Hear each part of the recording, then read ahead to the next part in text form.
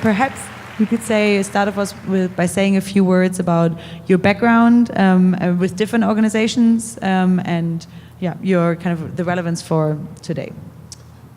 Yeah, so my primary background has been in the area of science and technology policy. So I worked for President Clinton in the 90s, what we refer to as those dark days of peace and prosperity. And then I came out to the West Coast and worked at UC Berkeley, helping the campus develop new multidisciplinary research initiatives. And then I worked for President Obama for two different parts of the White House, the Office of Science and Technology Policy and the National Economic Council. And then now I'm working for Eric Schmidt as the Chief Innovation Officer for a new organization that he's created called Schmidt Futures. Okay, when was that new organization created? In the fall of last year, so cool. Relatively recently. Yeah, very recent. Okay, interesting. So you mentioned that you worked for Clinton, and when you did so, you helped launch the National Nanotechnology Initiative, a project close to Foresight's heart as well, in the sense that, and Clinton did announce this at a speech in Caltech, and noted that some of these research goals would take 20 or more years to achieve, but that is why there is such a critical role for the federal government in it. So could you elaborate on it a little bit? Sure. Yeah. So beginning in the late 90s, I began to interact both with people who were inside the government, so people who were working for the National Science Foundation and for agencies like DARPA, and also the research community. So people like Paul Olivasatos and who is at UC Berkeley, and Stan Williams, who's at HP. And there was this growing research community of people who was interested in nanoscale science and engineering. And the idea was that if we make materials, devices, and structures that are small enough, particularly under 100 nanometers, that not only will they be small, they'll have new properties. So this will be like adding another dimension to the periodic table of elements. And that if the federal government were to make an investment in this area, it could lead to not only increased fundamental understanding of why things behave differently at the nanoscale, but if we could figure out how to use this technology, it could lead to all sorts of new technological capabilities. So the ones that President Clinton talked about in his Caltech speech were we might be able to store the equivalent of the Library of Congress in the device the size of a sugar cube, or we might be able to detect cancerous tumors before they're visible to the human eye using things like nano-engineered MRI contrast agents, or we might be able to make materials that are stronger than steel and a fraction of the weight. So one of the things that governments can do is to have a longer time horizon than a firm. So particularly a publicly traded firm is ultimately accountable to their shareholders. And so it may be difficult for them to make an investment if the benefits aren't going to materialize in the short term, number one, or number two, even more problematically, that they won't wind up capturing all those benefits. So, basically what I was arguing is in the same way that the government started investing in what became the internet in the late 1960s with the ARPANET project that initially connected 4 computers, and it didn't become a commercial phenomena until the mid-90s. So that was like a 25-year period. That maybe there's a similar case to make this very long-term investment in fundamental nanoscale science and engineering, and then in the future, we could have all these new, exciting technological capabilities. Yeah, and I think content-wise, that's definitely something that at least Foresight is pushing for. And I think in terms, what I thought was interesting about when we had like an initial phone call about this is like, yeah, Tom, could you perhaps tell us a little bit about how hard it is to align governments who tend to have these like 4-year circles of elections with long-term projects, right? And you seem really optimistic. So, or like more optimistic than I had thought, at least. And I think the interesting thing that kind of stuck out to me is, while I think Mark Nitzberg in the recent presentation gave like more, well, not a very pessimistic, but a rather like concerned view on corporations as AIs, and Peter certainly also was of that demeanor. I kind of had some air of hope in when we both talked about this, and so maybe you can say like what were the types of kind of tools or strategies that you used to make those governmental agencies care for those longer term goals? Like how did you align those long term goals? So I definitely think that that governments, like all institutions, have an incentive to focus on the short term. So a president has to stand for re-election every 4 years. A member of the House of Representatives has to stand for re-election every 2 years, and the average tenure of a member of the cabinet is 3 years. So it's not that it is necessarily easy to get governments to focus on things that are important but not urgent. So one is that sort of what is the incentive of elected officials and senior administration officials? So that's one issue. Second issue is time. So for example, if you were to talk to those people that participate in the National Security Council, they recognize that there are some long-term national security challenges, but if they have a crisis, that is what is going to be focused on. They can't say, well, we really don't want to talk about Ebola because what we'd really like to talk about is what should we be doing to address these longer term strategic issues for the next 20 to 30 years. If Ebola is happening, there's an expectation that people are in positions of responsibility are going to deal with those types of short-term issues. And there's always a danger that those crowd out longer-term issues. Then I think that there's like an epistemic issue, which is policy is about trying to create a coherent relationship between ends and means. So you have some goal that you're trying to achieve, like you'd like there to be rising standards of living, and you'd like people to live longer, healthier lives, and you'd like to accelerate the transition to a carbon neutral economy, or whatever your agenda is. And then you have a set of policy ideas that you think will help achieve those goals. That's difficult enough to do if you're talking about something over the next, say, 2 to 4 years. But if you're saying, how am I going to solve the problem of artificial superintelligence or something like that, it's a lot more difficult because you have no idea about how that technology is going to unfold. So I do think that there are reasons why there is a tendency for government institutions to focus on nearer-term issues, but I have seen a series of approaches that can be used to try to get governments to focus on longer-term issues that I'd be happy to talk about. Okay. Yeah, sure. If you just want to name some examples. Sure. Of that. Yeah. So one is, in the same way that it's important to think about a corporation both as an entity and as a collection of individuals.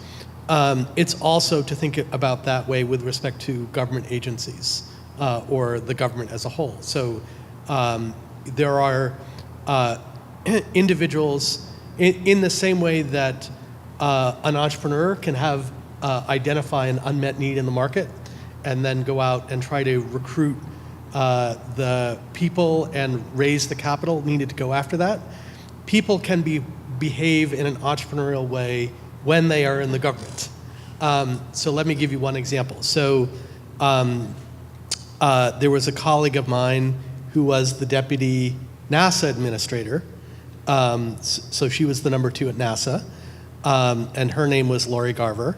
And she and I both thought it would make sense to have NASA do more to identify all of the potentially hazardous asteroids and then do something about them, right? And so it's not like NASA was doing nothing, but I think our view was it should be doing more than it was doing, both in terms of knowing where they all are and then knowing what to do about them if we have an asteroid that looks like it could destroy a city or even worse. And I mean, like in terms of, I think, nanotechnology, that was, I think, the number that was mentioned was 20 years out, right? Yeah, and that's this right. one seems like it's even a further it's out even goal in further. the sense that asteroids, what was the timeline there that you managed to push down? I mean, it's one of those, it's a low probability, high consequence event.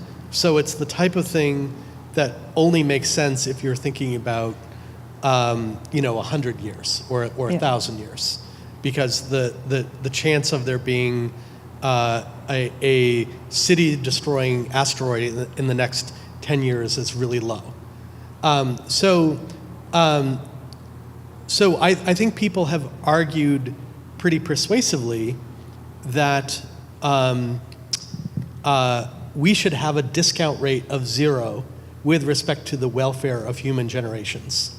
So what that means is, if humans have the potential to be around for a long time,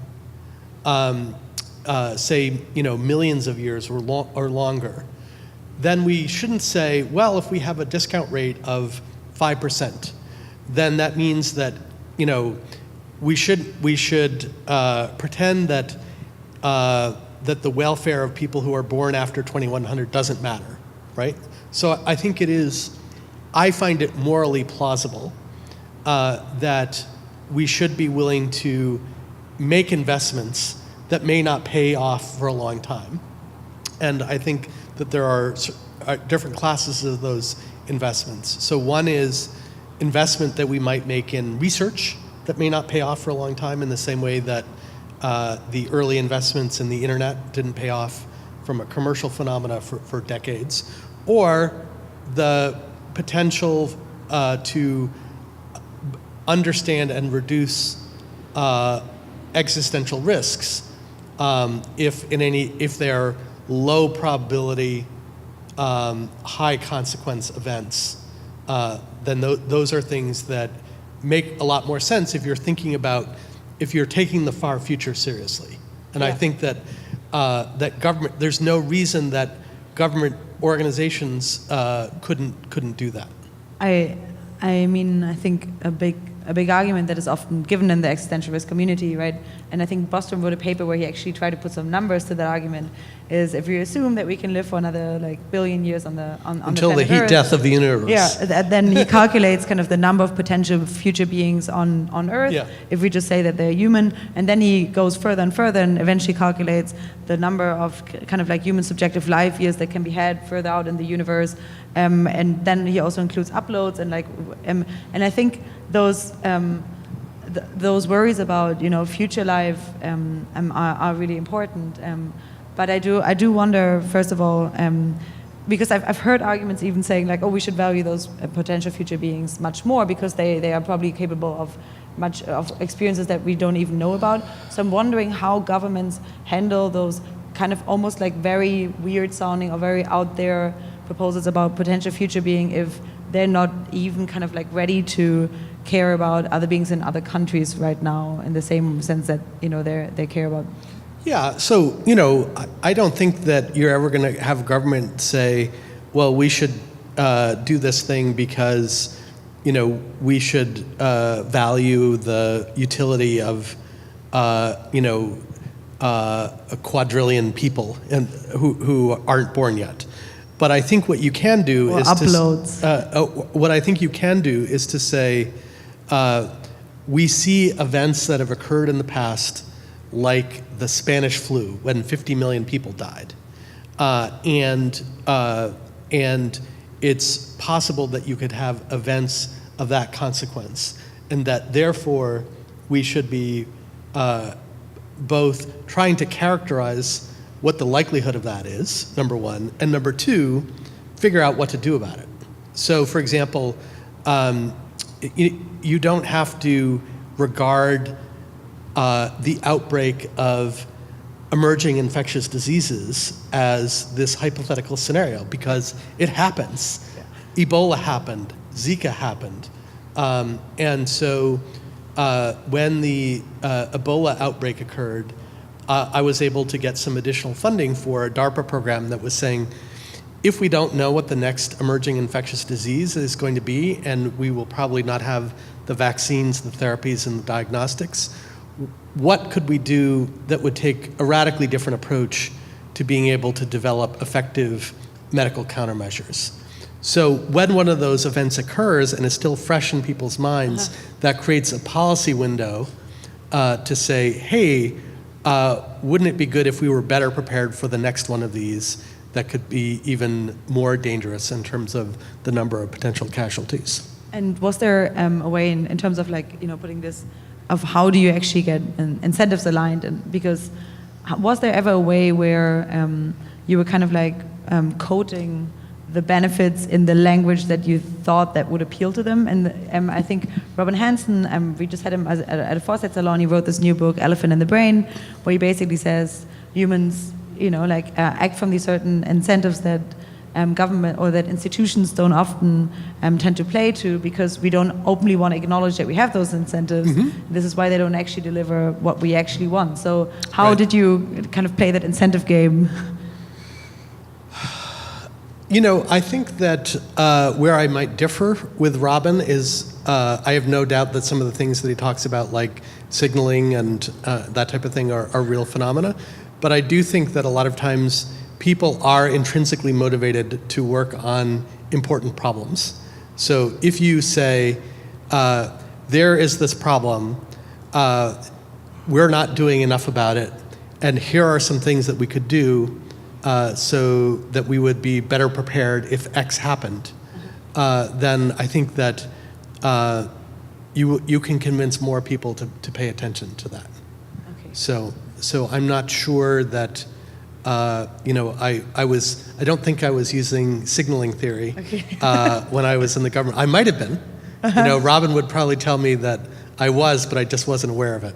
Yeah, I know. He also, a point that was really interesting that he made was that people only, because it was about futurists, there was a big futurist audience, and he said, well, we just kind of signal that we care about the long-term future to our peer group, but actually what we're doing is just a historical, or a future historical analysis of what we currently value about, but coded in futurist terms.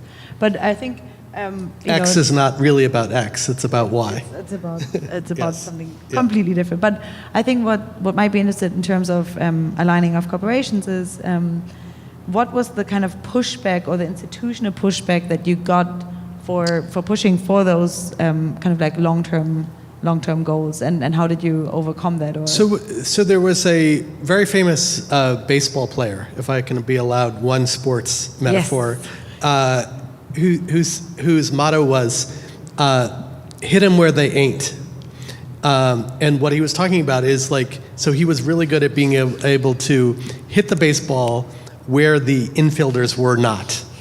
And similarly, a policy entrepreneur may actually have more degrees of freedom in dealing with an issue that is forward-looking, because it may be the case that interest groups don't have a position on that issue.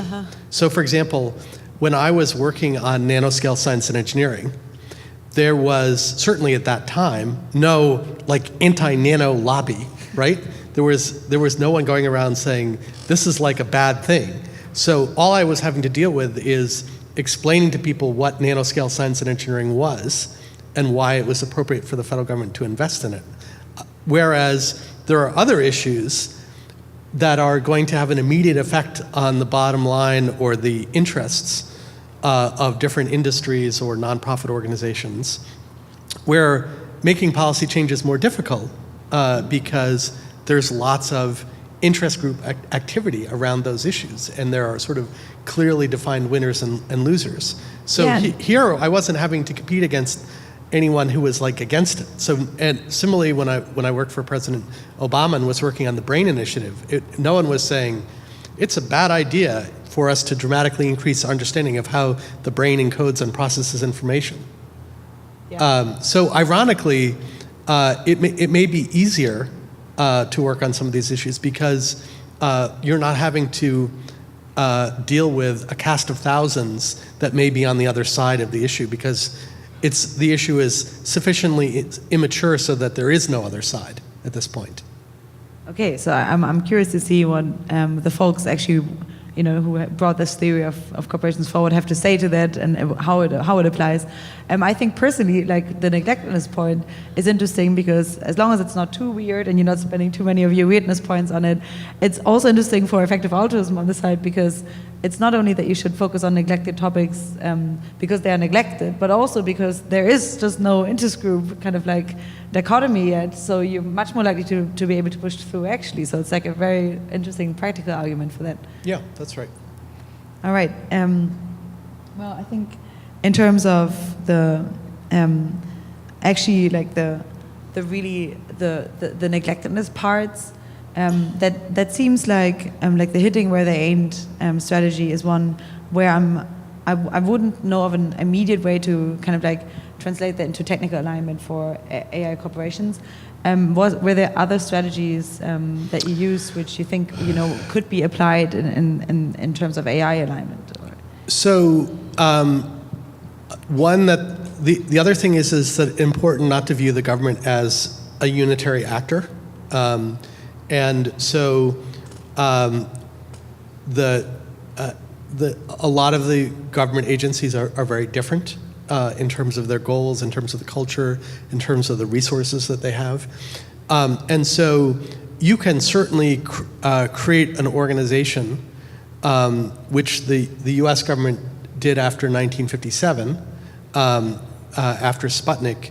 The US was surprised technologically and discovered that it did not like this. So it created this organization, which was then known as ARPA, and said, your goal is to avoid technological surprise for the United States and to create it for our adversaries. And to this day, the culture of that organization, if you are a program manager, is to swing for the fences. So if you come in with an idea for making something like 5% better than it is, then your idea will be rejected out of hand. So we have been able to create organizations or units within organizations that have a mandate and a culture and the type of people whose job it is to work on things that are high risk, high return. Similarly, you could also imagine creating organizations whose job is to think about the long term. So there's a part of NASA called NIAC. It's the NASA Innovative Advanced Concepts program. And it does things like focus on breakthrough propulsion technology that could allow for interstellar transport, right? Now, it's a very small part of NASA, so there's a much larger part of NASA that's focused on developing satellites to do Earth observation and developing rockets that could go to the moon or Mars. So it's a very small percentage of NASA that is really focused on some of these longer term issues like interstellar propulsion technology. They do exist. But it does exist. So another way to think about this is to say, how would you create an organization that had the specific mandate to, for example, focus on things that are high consequence but low probability. Another example would be solar weather, right? So we're really dependent on the electric grid, and so if we had solar flares that knocked out all the electric grids and a bunch of other systems, that would be a bad day. Yeah, Christine gave a good talk on this at Bill last year, if you're interested on exactly finding that out. And I think generally, moving away from the government, how do you see that in terms of corporations? So how can corporations be kind of incentivized to reach for those longer term goals, especially in the face of externalities and Yeah, so we are beginning to see a new class of corporation, which is the startup, privately held firm funded by a billionaire. For example, the reason that SpaceX is not a publicly traded firm is that Elon Musk really wants to go to Mars. Now, if SpaceX were a publicly traded firm, I would imagine that the shareholders would say, Elon, what we want you to do is make money. So therefore you should focus on things that are going to make money, like having large expensive satellites and putting them in geo or something like that. And if Elon said, no, but I really want to go to Mars, they would say, yeah, but your job is to increase shareholder return. It's not to go to Mars. So that's one interesting organizational form that we're seeing, is the privately held firm, where the interests of the founder and the investors are to achieve some long-term objective. But wouldn't that almost be like also an argument for like the less people you have kind of running the corporation? Either like you have the incentive alignment amongst both of them, or you just have one person doing it all. Because it sounded like one billionaire funding a startup, that almost sounded like an argument for like centralization of like, management force, or...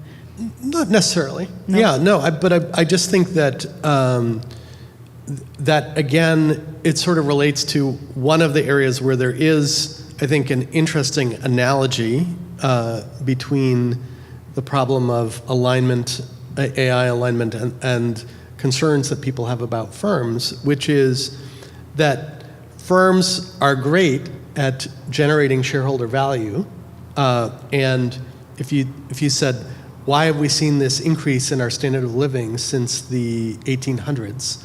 It's because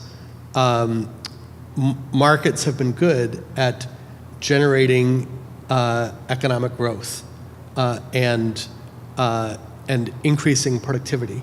And so that's led to this huge, if you look at this curve of gross world product, it's flat for thousands of years. Yeah. And then 1820 comes along, and the Enlightenment, the Industrial Revolution, and then it just goes boom, and it really takes off, right? And so, you've got to give markets a lot of credit in terms of their ability to drive efficiency and drive, increases in economic output. But efficiency is not the only goal that we have, right? And so, I think where it gets trickier is where you say, what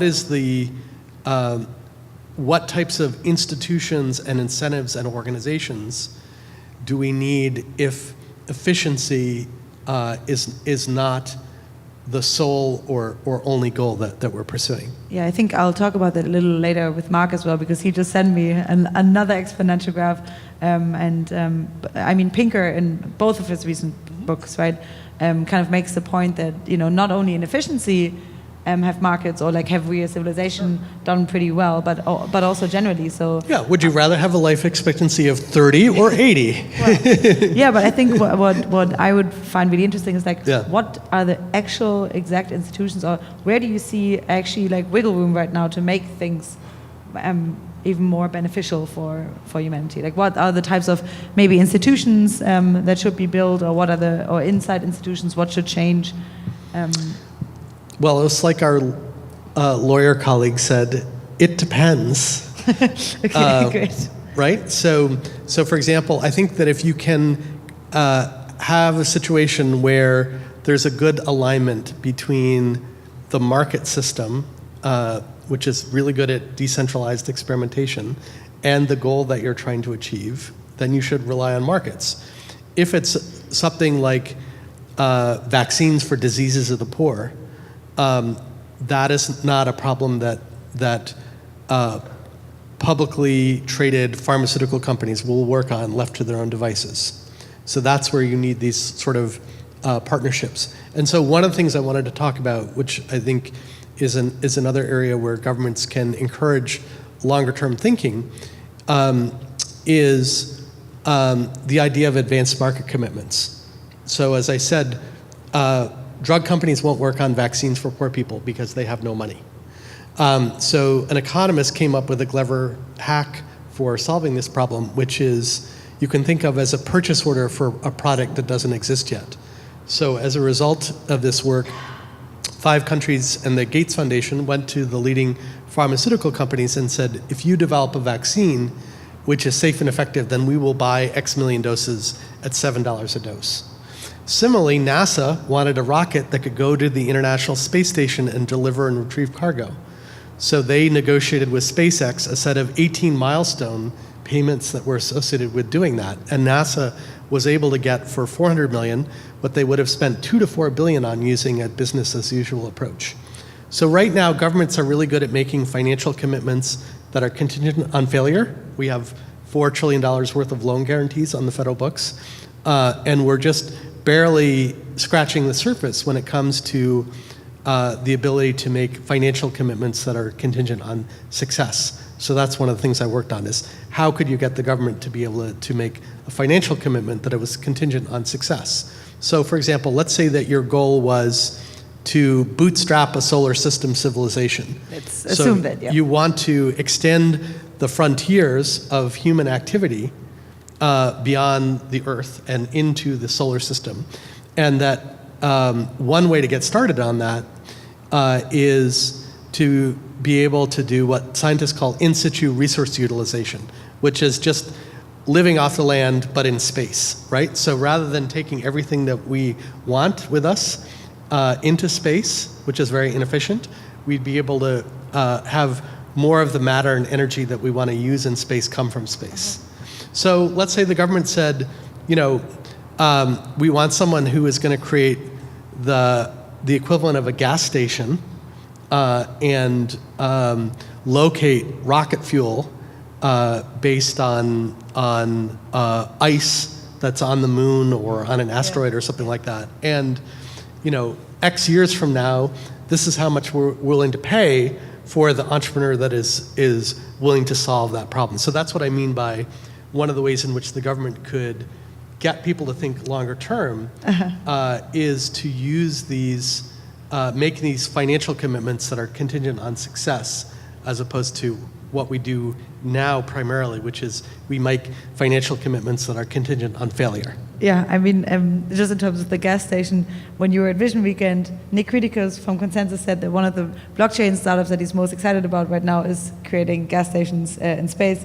The problem with that, of course, being that you can't really make financial commitments for that because the cryptocurrency is so incredibly fluctuating that it wouldn't really bring you much.